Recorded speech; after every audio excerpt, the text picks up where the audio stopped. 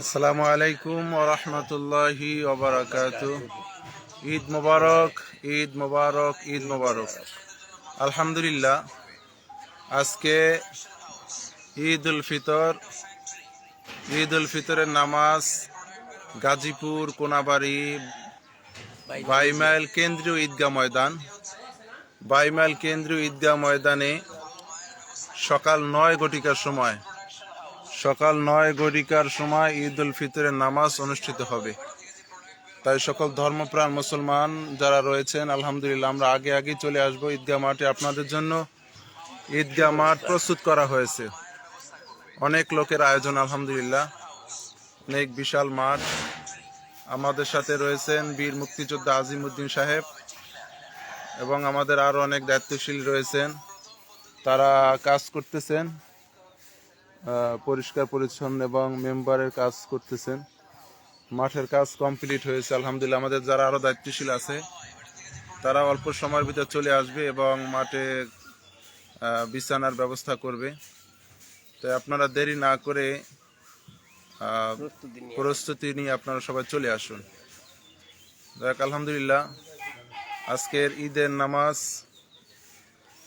মুসল্লিদের উদ্দেশ্যে আমাদের সামনে এখন কথা বলবেন আমাদের 12 নং ওয়ার্ডের কৃতি সন্তান বীর মুক্তিযোদ্ধা আজিমউদ্দিন সাহেব। আউযু বিল্লাহি মিনাশ শাইতানির রাজিম। বিসমিল্লাহির রহমানির রহিম।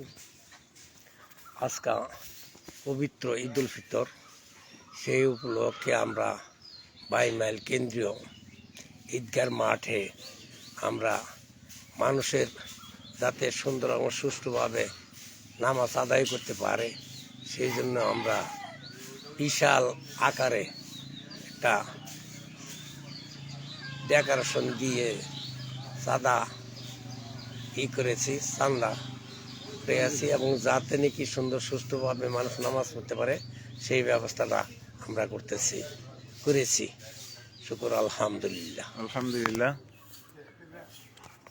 অনেকেই দেখেছেন আমাদের বিশাল আয়োজন, বিশাল মাঠ, যেখানে সারা কোনাবাড়ির লোক আসবে, বিভিন্ন মসজিদের মুসল্লিরা আসবে। ফজরের পরপরই কাজ শুরু হয়েছে, আলহামদুলিল্লাহ। দায়িত্বশীল যারা রয়েছেন তারা কাজ করতেছেন।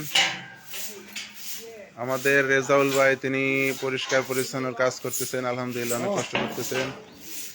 এরপরে আমাদের কামাল ভাই, আমাদের জমির ভাই রয়েছেন, যারা মাঠের অনেক দায়িত্ব পালন করেন।